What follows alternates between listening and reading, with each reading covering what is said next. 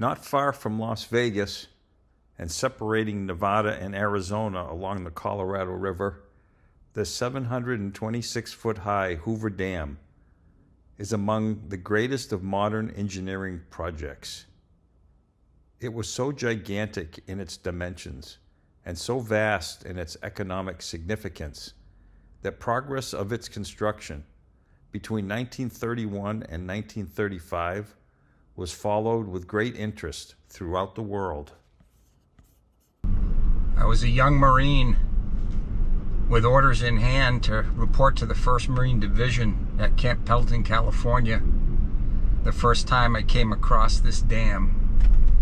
Back then, in 1982, there was no bypass, so all the traffic going west toward Vegas had to come over the dam. Back then, the lake was full. The water was boiling over the spillway, and the size of the lake was monstrous compared to what it is today. When I first came here, those islands that you see were almost completely underwater. There was just a few little tops. You can tell by the change in color where the water was.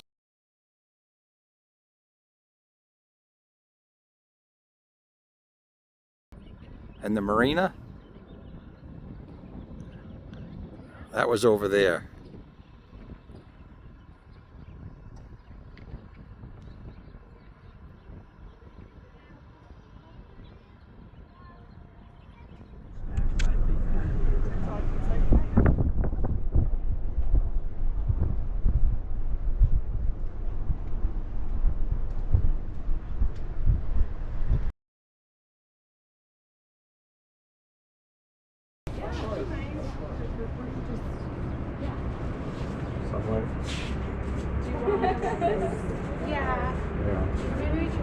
Colorado River Compact paved the way for the construction of Hoover Dam. In 1931, a contract to build a dam on the Colorado River was awarded, and over 5,000 men, desperate for work, swarmed the Black Canyon to build this ambitious project. Yeah, that one I would have recognized.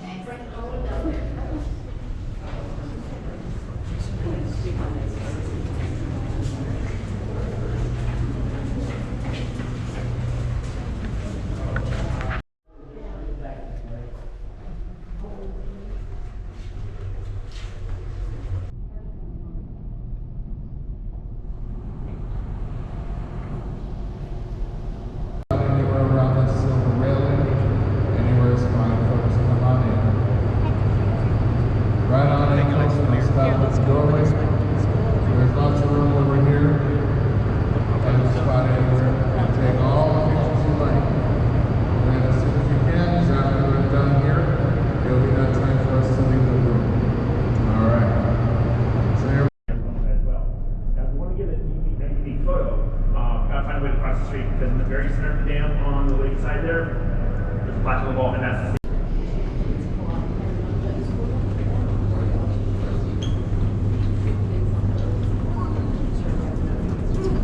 Alright, so you passed a grate down here, there's another one right on this end here. So these were actually installed as drains. They were open. They thought if any water gets in here, they want that water to be able to drain out. No water ever got in. This was the original way you would come visit the dam up until 1995 when they put the visitor center in. So that's why we see all this beautiful terrazzo marble. You see this terracotta tile from New Mexico here. This is all original from back in 1930s. The light fixtures, those are original. We've changed light bulbs since then, but the fixtures themselves are original. So early on in construction of the dam, they knew they wanted people to come here and visit. You know, back in the 1930s, this was an engineering marvel, and it really still is today. So they always wanted people to come here. Back in those days, people would dress up when they went out to dinner, to a show, things like that. They would dress up when they came to Hoover Dam. So men would be in a suit and tie.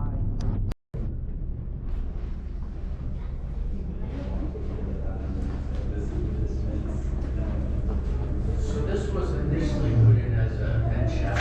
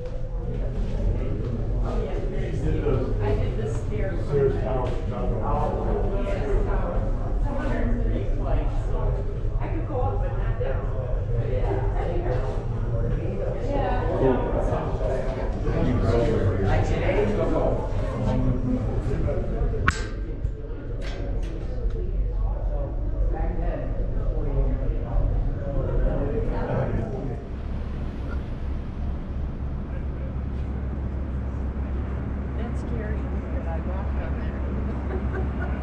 Good thing I didn't. Note that the dam has 4 intake towers which supply water through penstocks to each side of the power plant, both the Nevada side and the Arizona side.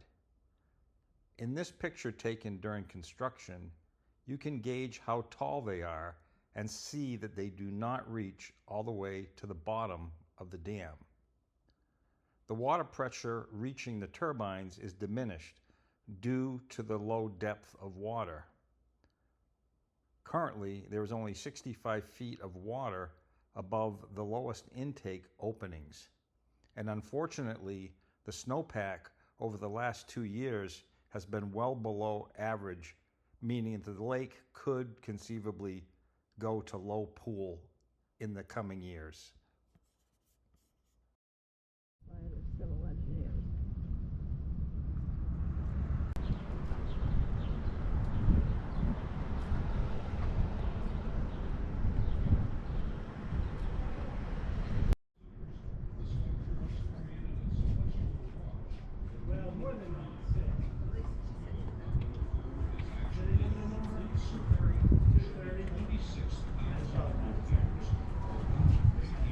I'll just point out this right here. This is Oscar J.W. Hansen and there's a little tie. Construction of the dam. This one came from one of the then 48 states.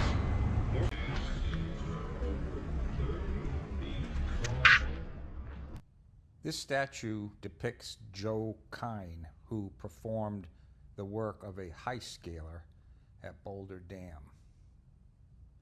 The monument is dedicated to all of the men who labored to build Hoover Dam, 95 of whom lost their lives during various phases of the project. J.G. Tierney, a U.S. Reclamations employee, drowned in 1922. In 1935, his son, Patrick Tierney, also a U.S. Bureau of Reclamations surveyor, was the final fatality.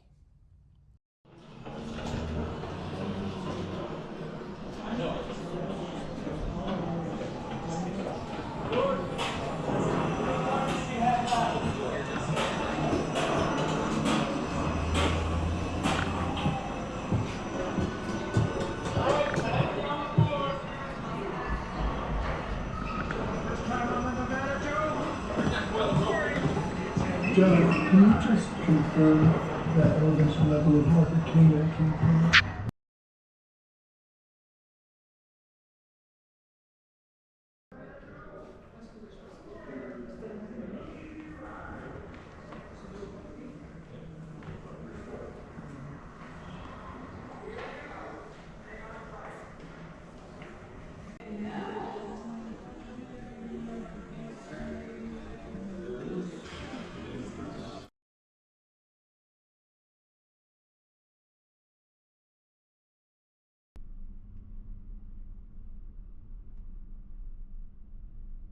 The bridge you see here is the widest concrete arch bridge in the Western Hemisphere, at 890 feet above the Colorado River.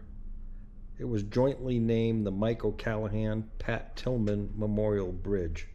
O'Callahan served as Nevada governor from 1971 to 1979. And you may remember Pat Tillman, a former pro football player who enlisted in the Army and was tragically killed in a friendly fire incident in Afghanistan.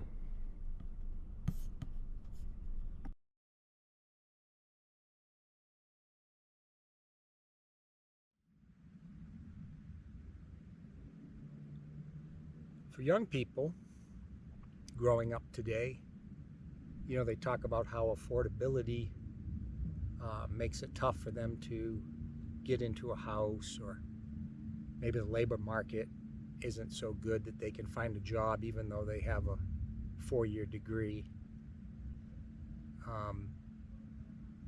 That's true for some people, but for quite a few others, that's not true.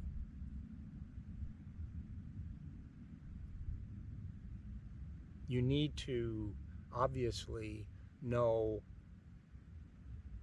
where the economy is going, what companies are growing, what jobs are in demand, and you need to position yourself to get the education, the experience to move up in that industry.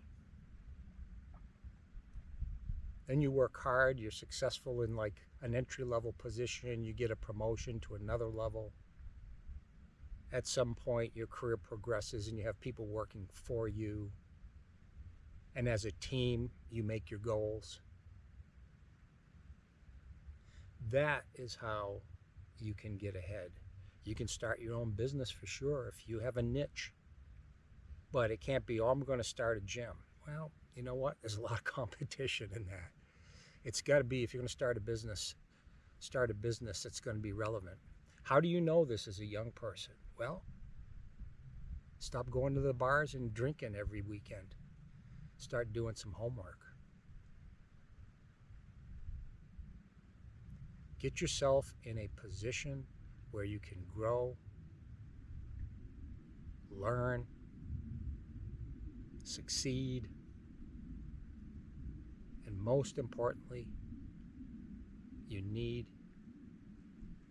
to acquire assets, things that go up in value despite inflation, despite the value of the dollar getting decimated by all the deficit spending and the money printing. Get yourself into assets, which means that when you're young and you'd like to be having fun and buying toys the minute you can save up for one, you have to have the discipline to be financially frugal and not buy those things. You need to save, you need to invest. And if you do, over your working career, you will then amass enough wealth where your investments are making enough money every year so that you can then go and buy things that you'd like to have. Like an RV van, like a boat, like a trail bike. Take trips, go hunting, enjoy your retirement. You want to stay healthy so you can live longer. When you're through working and you're retired, and let's say you're in your late 60s, like I am, and now you're retired, you were financially successful, so you have options. You have the flexibility of schedule. You can go do things that you want to do. That doesn't work if you're not healthy. That doesn't work if you're not feeling good.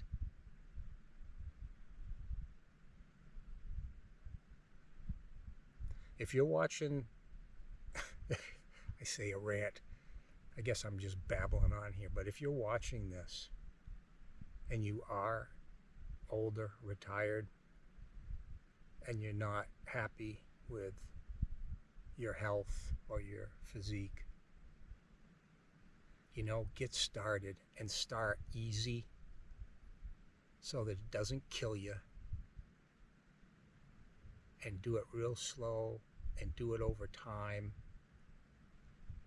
And there is a value to fasting. I'm not talking about starving, but I'm talking about a way to ease into a diet that over time has you eating less and eating less often. Keto diets, things like that. Periods of fasting that get you into autophagy, where your body starts repairing itself. That works. Anyway, I think we should move. I think we should get in the boat, and I think we should go explore a little bit. What do you think? Yep, let's do it.